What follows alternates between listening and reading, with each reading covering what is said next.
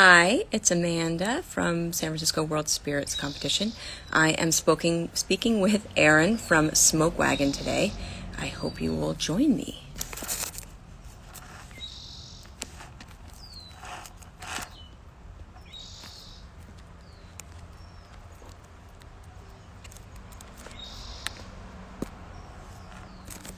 Hello, everybody. How are you? I'm requesting that Smoke Wagon join me right now. He just waved at me. I hope that means he's coming in.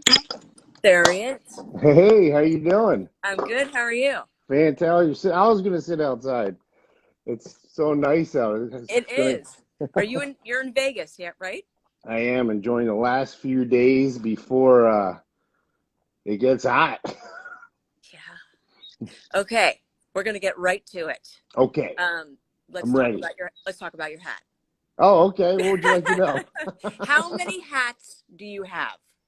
Uh, I would say like nice ones, three straw hats. I don't know, maybe like 10 or 11, something like that. And are you always with a hat? Is it a good luck charm or just a look?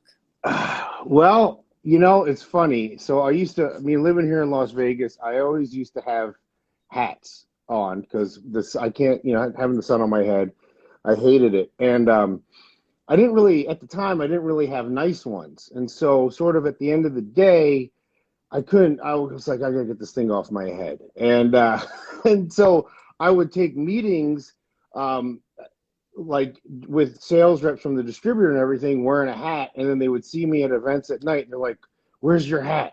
What's going on? Why don't you have a hat on? Like even this one sales rep, we met with like this really a property, casino property buyer who is, some people say he's a little difficult. He and I got along pretty well, but she Mm-hmm. was like, it was amazing. Aaron just walked in there with his cowboy hat and he sat down and put his boots up on the table. It was like, let me tell you about Smoke Wagon. She was like, you can't show up without your hat on. So I said, it all was resolved when I started buying nicer hats, and Got it. they Got it. Okay, so tell me about how Smoke Wagon started. How did you meet your partner, and why did you guys choose Las Vegas? so we had a bar out here called the Griffin that we started building that in 2005, and it opened in 2007. And at the time we were just trying to figure out what to. We were always kind of joking about it, like late night. And back then, so the whole process started 11, 12 years ago. And it was vodka, right? Vodka was huge, and we were drinking vodka. I was younger. I was kind of a maniac. I was out all night drinking vodka. And we were like, let's make our own vodka. We're going to make it in the U.S. And, we were drinking these Russian vodkas that we really liked that were silver filtered. And I was like, I'm going to track down a silver filtration system. What I didn't know is you can just get a 30-inch filter. You Mm-hmm. don't have to, they just fit in any standard sanitary filter system. So I like tracked down this Russian system from, shipped to me from India and everything. And as time went on, I was like, I need to slow it down. So I was like, I want to start drinking brown spirits. I need something that is more about the flavor, less About less the about quantity yeah, and the effects. exactly. And I just really loved bourbon and ryes, and so it just kind of dovetailed where when we were getting ready to start, everyone was like, "Why don't you do a bourbon?" And I was like, I was very intimidated by the process, because vodka, you buy a neutral grain spirit, you need to distill it, distilling in copper will get rid of any of the impurities, make it nice and smooth. But distilling from scratch. But I was going to get into it. I was like, I'm going to learn how to distill. I'm going to figure this out. And so all the experts, we hired consultants. I believe I hired Dave. I know I hired Dave Pickerel, but I think I found him through ADI. He was doing consultant work for craft guys, and this was before Whistle Pig blew up and everything. And he was like, "Oh, don't sweat it. Just buy aged stuff. Everybody does it. You just buy aged stuff until you get your own stuff." And all the big suppliers had closed the doors on us smaller guys that year because I think 250. Not, I don't know if I'm even considered craft anymore by how much we're doing, and the fact that we everything's contract distilled in MGP. But all you craft guys, you know, they see you collectively as competition. And this was maybe 7 or 8 months after MGP bought the Seagram's plant. But in Syria, they had their doors wide open. So we flew out there, and I was drinking Four Roses single barrel, which is 35% rye. And they were like, well, we have a 36% rye. It's 1% more. And I was like, all right, cool, let's do it, And at the time, there was big gaps in inventory there. There was stuff that Seagram's had laid down, and then Pernod Ricard didn't really do. When Diageo owned the plant, they didn't really do anything except their own needs. Pernod Ricard didn't have a ton of inventory, and then LDI started distilling some stuff. But so there was really nothing between the 2000 and I think it was 2007 we bought. Yeah, because it'll be 14 years old in May, and the stuff that we bought that LDI had just distilled and MGP had just distilled. And so the initial goal, we still had fermenters and a mash cooker and everything. And the initial goal was to take these 5-year barrels, put them in these giant tanks and pull off of them until our stuff came of age.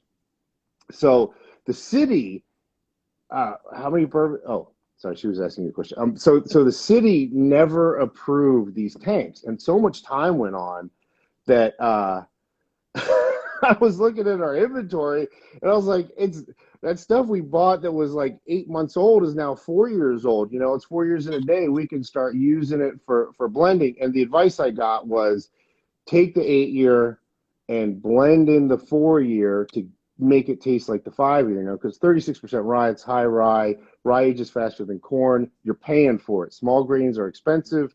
Large grains are cheap.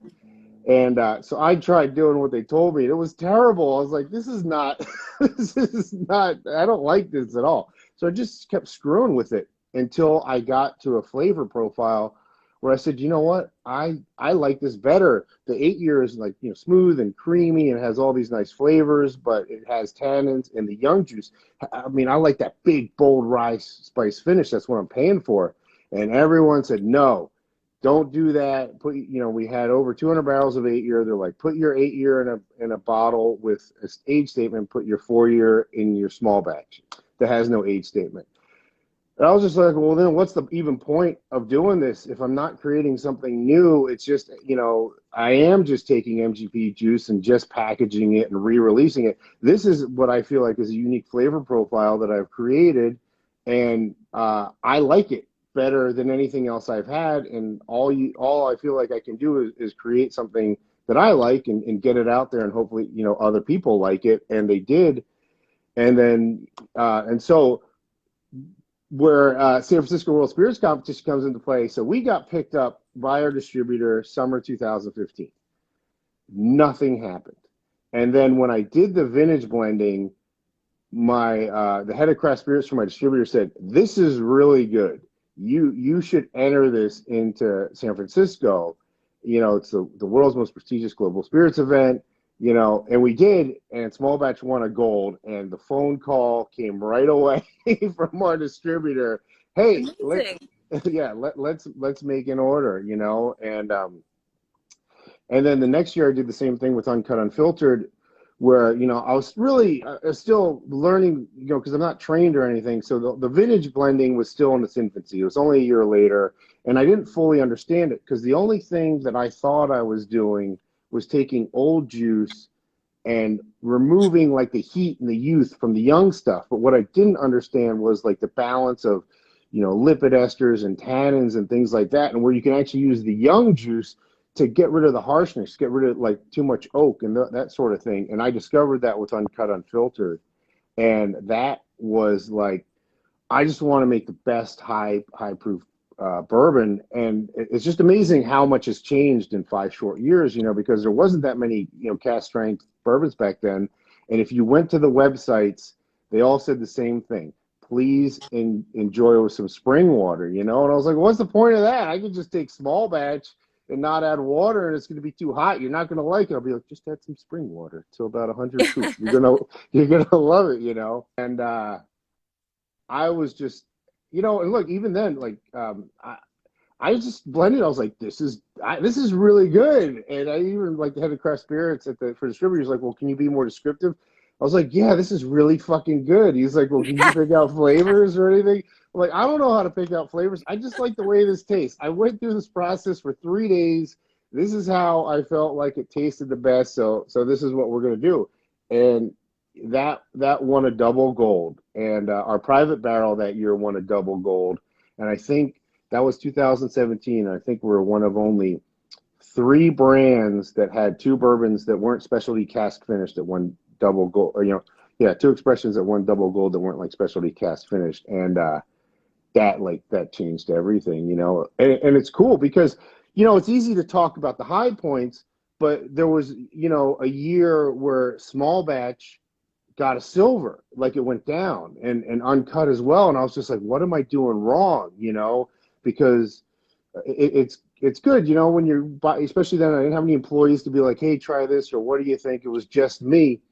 And what I discovered is that my blending process was flawed because I, was spitting it out initially, but when I was working on the finish, I was drinking it.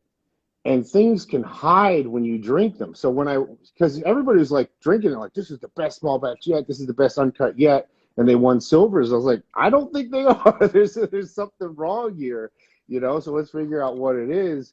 And so I just started doing everything by spitting. So I took those two and I just spit them out, and I was like, oh, those finish terrible when you spit them out. Like all these things that are hiding when you're drinking them, you can taste them. So from then on, the whole entire process, getting it up front to taste good is easy.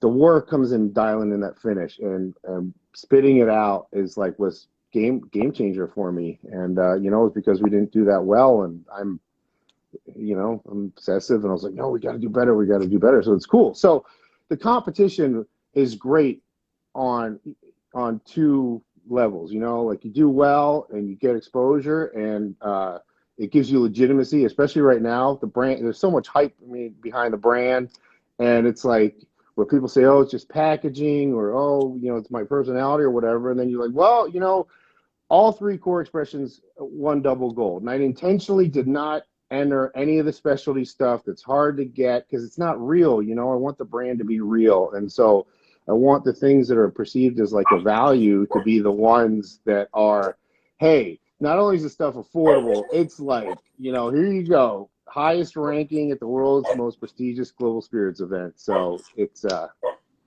it's pretty cool. It's a good feeling. It really is. And, doing it every year and not just resting on the old medals, just make sure that I keep, always honing my skills and not just like, whatever. Not that I would do that because of my personality, but it's a great, it's really cool. Tell me about the bottle. The bottle is so gorgeous. It's something that Oh, I thank you. on my bar for sure. Oh, cool. But all the here. bottles are beautiful. I love the one that's etched with the which is the one with like a sort of goldish in it. Oh yeah. So everything started with the vodka. I Mm-hmm. really should have entered these for the packaging. I never did that. I don't know Good. Next time. why. So this originally here, I wanted the silver dollar has we got permission from the United States Treasury to trademark the replica of the Morgan silver dollar because it was public domain. And my vision was to put that right here. And I was told you cannot do that because it'll be a contact point at the assembly line. Now, back then, I was like, oh, assembly line. That's so funny. It's me. I'm doing everything. But, now it's becoming a reality. So I took this this program called SketchUp that I had used to design my bars, and I built a 3D model of it. And I played with recessing the coin and then putting these little bumpers here to make sure that it would never. So this is like the first. So this is the first bottle, and I think it's still the only existing bottle that has a recess in the front because you got to be like obsessive and crazy and like I got to learn these programs and do this stuff to do it all myself. And then this is all Desert Sage, the Gorgeous. Nevada State flower. So this actually was an inspiration by turn of the last century Four Roses bottles. They had roses all over them. And I thought they were really cool. And all those bottles, from the late 1800s to before Prohibition, they were all amber. And so I wanted to do amber glass because it felt like it gave it that authentic Old West look, Mm-hmm. which is another thing everyone told me. They're like, don't do it. You can't do amber glass. And I was like, why? Like, because the consumer wants to see the dark color of bourbon as opposed to and I was like, I've been in the bar business for 15 years at that point. I was like, I don't think any consumers ever said, let me try that bourbon because it's dark. Maybe in the glass, like holding it up and everything, but not like a bourbon on the shelf or something like that. Because like so many even clear bottles, they've got big back labels or things like that that are dark and it makes it look. So I was like, this is the vision. This is what I want. And then, so, we chose Smoke Wagon because silver dollar was a currency of the Old West, and Smoke Wagon's Old West slang for the Colt single action army revolver, the gun that won the West. And then when I was working on the logo, my business partner, I was like just doing random, just trying to think of Latin things. And he was like, I have it. I know what it is. And Jonathan was like, Viva Memoria Nemes. It's a toast we Is used to that do. a real saying? Yeah, it's a Seneca the Elder, or I can't remember if Seneca the Elder or Seneca the Younger. But it's a toast, one of his sayings, let us drink for we must die. And so, it basically means like enjoy today because, don't enjoy too much. You don't want to you want to be responsible, not bring, you want to be around for as long as you can. But so that was his law school professor used to have that toast. So I was like, I mean, that's how we live our lives, just going full bore after everything and trying to make stuff happen and just, somebody says no, it means all right, well, let's do it then. Let's try Sounds harder. like that And you've been following your instinct for most of the process, and it's serving you very yeah, well. oh, thank you, I appreciate that. Yeah, a lot of it's been gut instinct. This, I don't have a bottle of the straight bourbon here, but that one, a double gold, that's our entry level bourbon. I mean, right now that retails for like $30, and I'm hoping with more volume and everything that we'll get that lower. Unfortunately, right now, as most people know, there's issues with glass. And so even though we're doing more volume on glass, our prices didn't go up when everybody else's prices went up, but I'm hoping we get to a point where they can go down. And it's cool, because that was really important. And that was, now it's our second year. So 5 years ago, I was just like, we need to put 600 barrels on the top floor of this warehouse at MGP that I know gets a lot of sun. It ages faster there, and the warehouse G. And so, but now that we have so much inventory and I've learned so much, because it's been so long, now it's 4 and 5 year, and it is like a baby small batch where I'm blending these different floors from different vintages to create this flavor profile. But it's cool, it's I think it's just as important to have something that's affordable and every day achieve that level of prestige as it is for your higher end stuff. I agree, for sure. Yeah. And that bottle was the opposite. This bottle was like, I have a vision. And they're like, nobody's done that. We're going to figure it out. And the other bottle was like, $1.99. What can we do? How can we make this cool? Because I don't want to compromise on the juice. I want it to be the 36% rye, which costs a lot of money, 92.5 proof, so that we don't have to chill filter it. I don't know how much people know about lipid esters and flocking and things like that, but when it gets below 92 proof, when you talk about, add some water to open it up. I mean, I'm sure obviously you know this, but what you're doing is all the sugars and fats are dissolved by the alcohol, and as the proof comes down, you release them. And if the proof gets so low, they're so released that now it's subject to temperature change. And if it gets below 35 degrees, the fats will solidify, and it's called flocking. And at 92.5, it does happen. I had it happen in a warehouse in New York. It got really cold, and they had like 7 cases flock. But so that's where all that creaminess comes from, that nice mouthfeel. And yeah, it's been cool. It's a lot of fun. Very cool. Okay, I'm going to ask you 3 closing questions. Okay. Okay. Favorite song to listen to while drinking bourbon past midnight? Oh, wow. So it's always I don't know if I have a favorite song because it's always like mellow classic rock from the '70s. I'm always listening to the bridge. I would have to say, ah, is it slowing me down or making me like be like, okay, this the hold I'm taking too long. Um, oh, one of those Dave Mason songs. I can't remember what it's called now that I'm on the spot.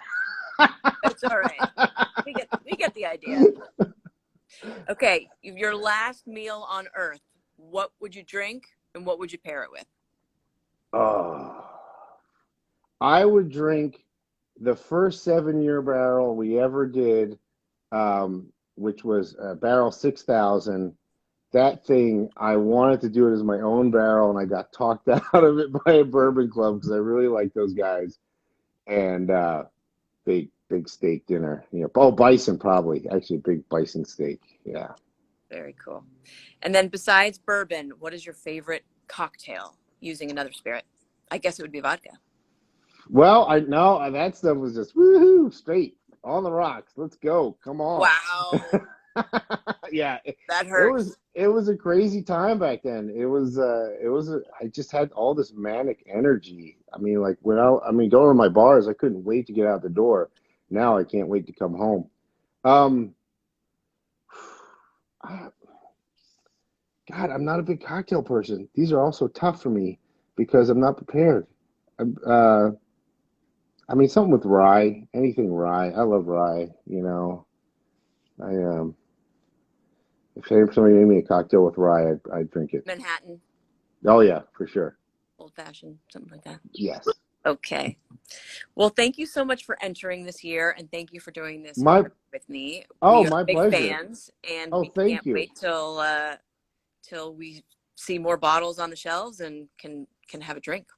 I appreciate it. Yeah, I can't the San Francisco has without a doubt been pivotal in the growth of what we're doing for sure. And like I said, the good and the bad. It's always good. If you're a supplier out there and need, even if you need a sounding board, it's like, just enter. Just if you win, it's like woo, I mean, it feels great. It gives you legitimacy. And if you don't do that great, you learn that, hey, maybe you're doing something. Like for me, I figured out I was doing something wrong, and it's like you don't get defeated, but and do it all the time. I mean, we've entered every single year, and I know this sounds like I'm like, oh, hey, if, paid sponsor for San Francisco World Spirits Competition, but I'm just telling you, no, I don't know any other brand that's done what we've done. We don't have any sales reps. We don't have any,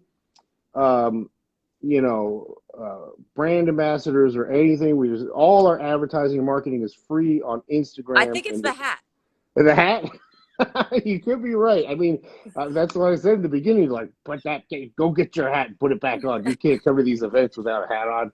And but the two, the Instagram and then the awards, the San Francisco, because look, if you look at people's websites, if they have double goals or goals from San Francisco World Spirits Competition, they don't have anything else listed. They only have a million of them listed when there's no San Francisco ones, and there's a reason for that. Right. Well, thank you for being a supporter of us, and we are a big My supporter of pleasure. you. Oh, thank And you.